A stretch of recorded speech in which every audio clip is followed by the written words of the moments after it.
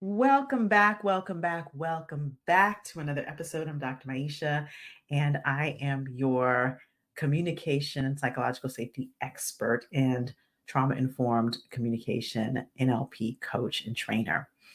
I today wanted to talk about communication and not just any communication, but effective communication. And that word effective in and of itself is a very loaded thing, right? And we'll talk about that in a moment. But what I want to talk about today is communication, effective communication as a process rather than as an outcome. Now, does effective communication produce outcomes? Absolutely. Is it the thing itself? Is it the outcome itself? Well, let's talk about how viewing communication as a process actually improves the outcome rather than viewing it as the outcome itself. So, when interacting with people, many people think that if you are effectively communicating, then that's the outcome. Effective communication is the point, is the outcome. And let's first look at, well, what is effective? Because effective is a very subjective term. Some people would think subjective means that they've gotten their point across, but that's a very limited view of being effective. How do you know when your communication is effective? Typically, and this is from the world that I train and teach, when one is effective, they can tell they are effective because the communication landed in the listener in the way that it was intended and was received in the way that it is intended. Now, you follow me, if you've heard me speak, that I always talk about the brain and communication. When we communicate, we have in our mind a picture of what we are trying to communicate because our brain actually operates in pictures and then encodes things into words. And as we have multiple filters that are between our listening and our response, and the other person's listening and their response. So, filtered information is talking to filtered information, is talking to filtered information. Context. So now here we are, and we are communicating with this picture in our head of what we would like to communicate. When the person receives your communication, they're receiving it and they're forming their own picture in their head. The question is, how do you know that the picture that you are trying to communicate or the visual that the message, the visual of the message that you're trying to communicate is the same or at least similar to what they receive? And if the closer that it is, the more effective the communication is. Now, here's the other piece is that they may receive it with the same image or internal representation, but their filters may filter the meaning of it. And so the other aspect of, is my communication effective, is, was it received with the intention of which it was communicated. Now we know that intention doesn't equal impact, and that's another conversation we may or may not address today. And if we can at least get our communication, the intention of our communication across to match the listener's internal representation or their interpretation, then we can say that we've communicated relatively effectively. That would be the outcome. This is the difference that I'm speaking of. And in terms, the difference in whether or not we view communication as a process or as the outcome itself. When we view communication as more of a process, like the process of communicating, then it brings into the flexibility and the dance that is communicating, the dance that is listening and receiving and speaking and interacting. It brings into this space, the multiple layers of communication that is happening, the verbal communication, the congruence between the verbal and the body language and the tone of voice and the facial expressions. Because we know that communicating with words, you're only communicating 7%. The rest of you, your body language, your facial expressions, your tone of voice, the energy around you, that's the other 93% that's going to get communicated and that's going to be received by the listener. And so, why is this even important?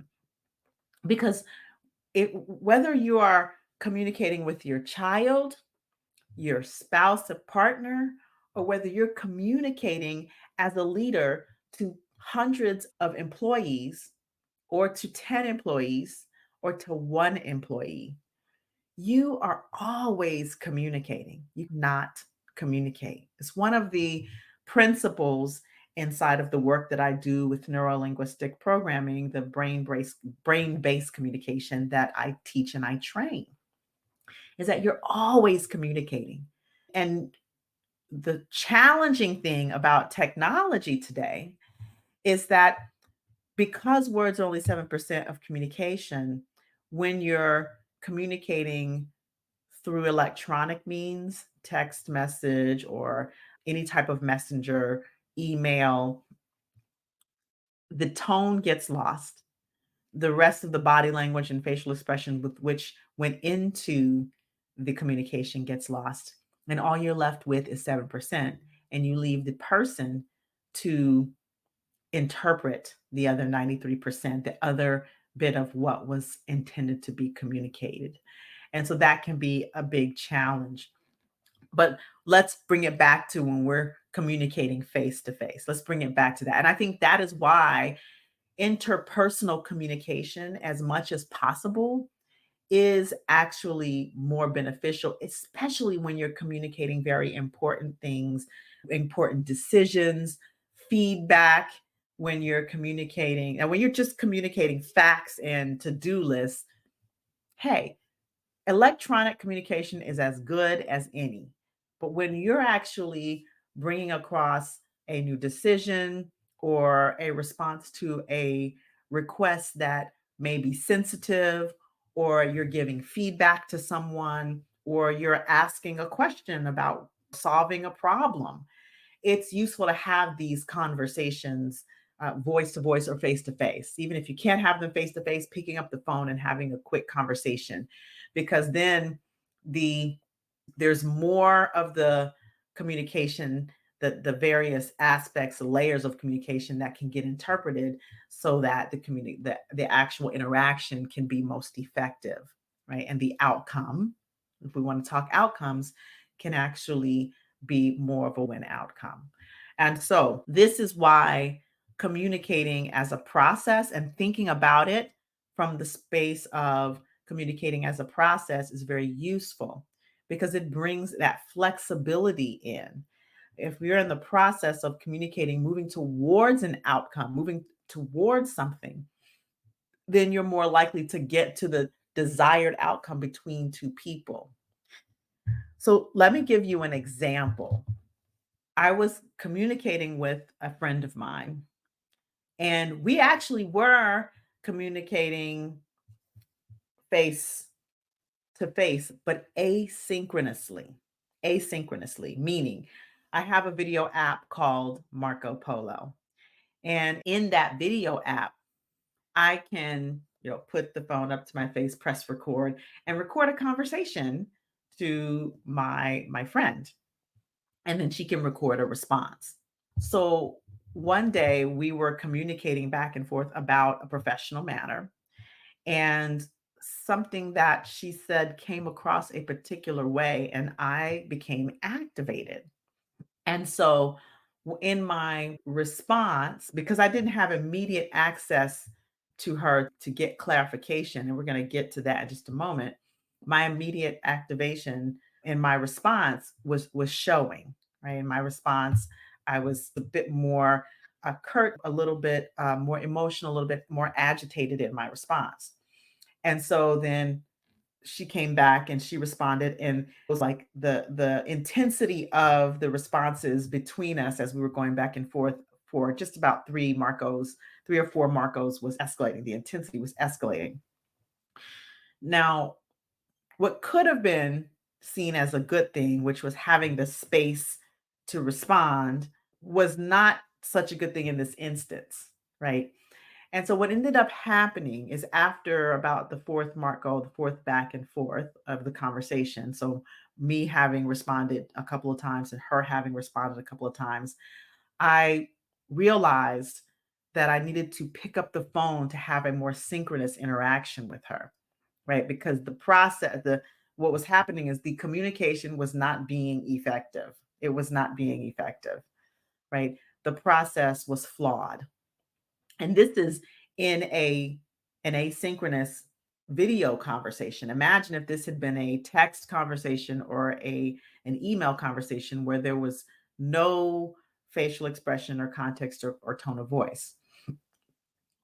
And I was interpreting like the picture in my mind that was showing up as she was communicating was very different from her intended communication. So I picked up the phone, I called her, I said, "Hey, let's talk about this." So shared with her my experience of the communication, like how it landed with me. And she was able to share, oh, that was not at all what I was intending. Like what I was communicating, I meant this. And then even digging down a little bit more deeply into the conversation, I was able to share why I got activated, what was behind that, what was underneath that. And then she was able to share how my communication landed with her. And then we were able to get back to the actual intended subject of the communication, resolve the problem in real time, and return to a positive kinesthetic or a positive internal feeling in our body toward each other. So that's just like a small example. And this is between two people who have done a lot of work and a lot of practice of communicating. And the space between us is a safe space for us to say, hey, that communication didn't work. When we are interacting with people, and we have to view like this communication is a process and it'll lead to an outcome. And how it leads to an outcome depends on three things: how we listen, like let's start with that. It's how we listen, how we seek clarification, and how we respond. All right. Three things I'm going to share with you. Now, in reality, there are a lot more factors to that. In my trauma, in my communication that transforms, the trauma informed communication course that I have, I talk about the layers of trauma that can perturbate one's listening, the layers of belief and values that filter our listening. I talk about the level of safety, psychological safety between people that can also affect the capacity to listen or receive communication or even express. And I talk about the level of emotional fluency that is or is not present in a person that also can impact their capacity in any moment to express, right? So there are multiple layers that go into this process of communicating. And there are three big buckets that when you understand them, it begins to move you in the direction of a more conscious communicating. And that is really what that process is, like being very conscious in every moment of what you're communicating and how you're communicating. Now, it doesn't mean that you need to stifle yourself or suppress yourself. That's not exactly what it means, or that's not what it means at all. What it means is when you are consciously communicating, when you are aware of the internal representation that you may or may not be putting in another person's head, you have the better chance of creating a better outcome with your communicating. And it is work, it is constant intentionality. And some people, what I'll say is it's not a place where everybody is all the time. No one can be perfectly communicating all the time. So we have to give grace and compassion for that. And the more that you take on these three things that I want to share in this particular episode, the better chance you get at opening the conversation and keeping it as a process that leads to a favorable outcome between both people. So, what are those three things? I said listening, seeking clarity, and the response. So, let's talk about this first one, listening. In the course that I have, in the communication course that I have, that I work with individuals and organizations around, listening is probably the most foundational piece of the communication process. You ask yourself, what filters are you listening through? What values are you listening through? What environmental lens are you listening to? What contextual lens are you listening through? All right. So what are the filters that you are listening through? That's the first listening. Being mindful of, as you're listening, what filters may the other person be speaking through. Right? So that really is the act of getting in someone else's shoes and seeing and hearing and even imagining the feelings that they could be feeling as they are communicating. So, what filters are they speaking through? Now, you can't necessarily say for sure what filters they're listening through unless you know the person very well, but you want to be careful about mind reading. So, you would say, what filters could they be speaking through? And that would help even to expand your own listening filters. And then the third place to listen from is the fly on the wall, the observer. What is the dynamic that's going on here? Right? What is the dynamic that's going on? How are this person's values may be different from my values? How may their role in the conversation be different from my role in the conversation? How may their beliefs and attitudes be different from my beliefs and attitudes based on their background, their upbringing, their past experiences? And so the listening piece is a foundation of the communicating because it drives our response. Now, the second thing is something we don't often do. So, oftentimes we go from listening to responding. We don't often seek clarification, right? This is the question, powerful questioning. We don't often seek clarification. Whether you think you understand, you do understand, or maybe you don't understand, or somewhere, anywhere on that spectrum, it's very powerful to clarify what you heard. Because when you clarify what you heard, what you're doing is you are then putting the internal representation of what you heard on display so you can see, does it match the internal representation of the speaker? Similarly, you give the opportunity when you are speaking for the other person to clarify what they heard. So I just want to make sure you understand, what did you hear me say? What did you hear me say? And then that allows them to put their internal representation on display so that you can make sure that their internal representation matches what you actually intended. Okay. So, this second part of clarifying the communication is the most missed step because the way we communicate is talk here, talk here, talk here, talk here, right? And I specifically say hear and not listen because oftentimes when people are listening, they're not really listening. They're just hearing what someone's saying, thinking about the response while the person's talking rather than actually really listening and then just responding. And the person hears and then responds. Then they hear and then they respond. Like that's what happens.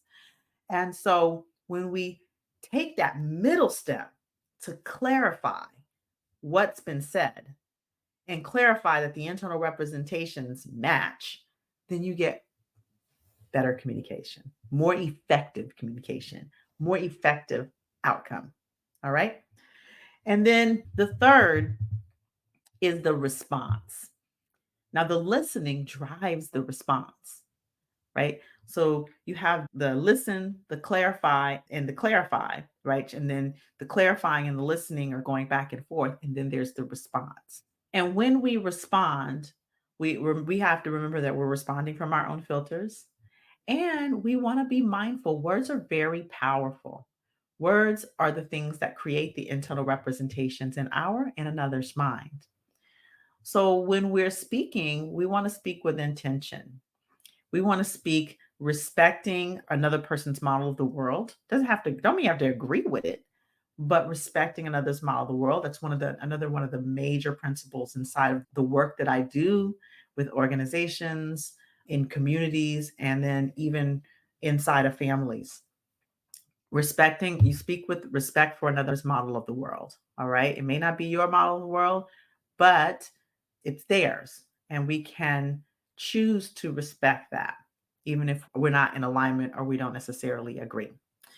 The second is you want to respond with the awareness that anything that you say could activate trauma in the person, a wound in the person.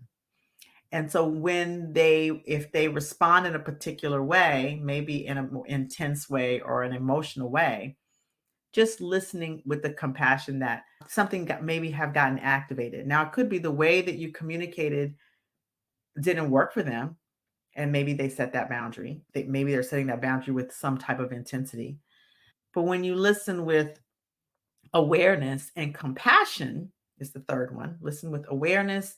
As you communicate, it carries the risk of activating someone. It just does, right? That's just part of that's the trauma. That's the trauma informed aspect of listening, right? But then having some compassion inside of a person's response, right? Now we go a lot more deeply into this in the course, in the Communication That Transforms course. But when you have some compassion for the response, it allows you to give space for whatever's going on with them, right? It doesn't mean you can't set boundaries, right? It doesn't mean you can't set boundaries, but what it means is you have a compassion for something has happened, and then you can inquire again, clarify, what did you hear me say? My communication didn't land well, name it. My communication didn't land well. What did you hear me say?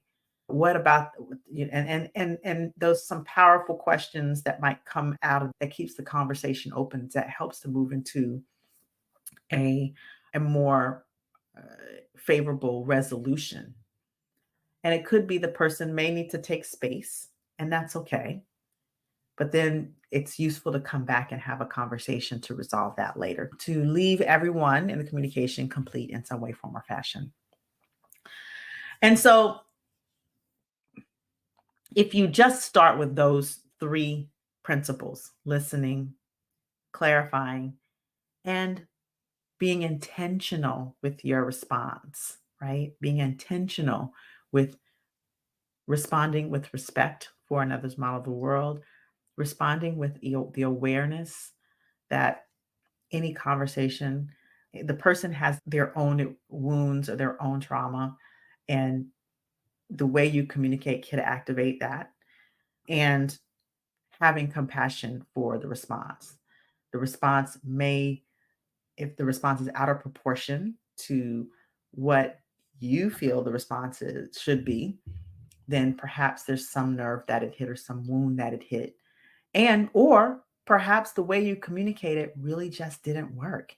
And we want to not blame everything on everybody else's trauma, because I think that's important to say here. We want to also be responsible. This is the part where we be responsible for our communications and the way we're communicating, right? So that those three things. And what I want you to do is I want you to take those into the week. And I want you to really begin to practice communicating with those three principles. And let me know how it goes. Let me know how it goes. So go apply this in your life today. And share this episode with one other person in your life, a friend, a colleague, a family member. And when you see a difference in applying these principles, share your wins with me. You can leave them in a review on the podcast platform of your choice, which I would very much appreciate, or you can email them to me directly, drmaisha@drmaisha.com. It really just makes my day to know that with these principles that I'm empowering and impacting people. All right. If you are listening to this and you're saying, wow, we could really use these principles in our organization, in our community, you can see amazing changes in your work and personal relationships, in your leadership, in your confidence, and you can really make positive change in your organization with a deeper dive into learning these tools. And this is what I do, and this is what I teach in organizations. And so I invite you to consider having me come into your community or your organization, your conference, your employee or business resource group, your leadership retreat, and have me come and speak. I speak about communication that transforms. I speak about psychological safety, and I speak about trauma and the ways that it affects our beliefs, our communication, and how we can begin to move from move down the trauma informed journey. And so, and particularly in communication, what I do is I bridge the gap between knowing about and applying it to daily life. I skill people up. So, as always, I am committed to seeing you empowered because you all are the bridge to the next generation of empowered community and leaders. And you all are the bridge to a new future. So, with that, I'll see you on the next episode. And until then, stay empowered.